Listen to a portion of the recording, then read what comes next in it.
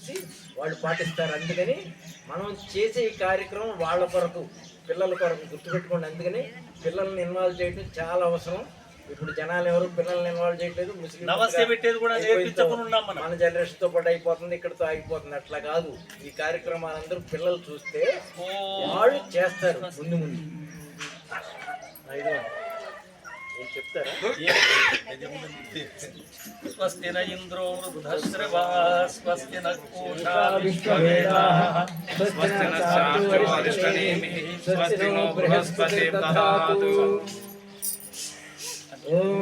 భద్రం కర్ణేభిః శృణుయామ దేవః భద్రం పశ్యేమాక్షభిర్యజత్రాః స్థిరైరంగైః సుష్ఠువాం స్వస్తినోర్వశేమహి దేవహితం యదాయుః. నేను నా బిడ్డలకు చెప్పేవాడిని, అమ్మా నేను చాలా బీదవాడిని, మరి నా గర్భంలో పుట్టారు మీరు, నేను నా ఆస్తి మీకు ఇచ్చేది ఏది అంటే ఎప్పుడు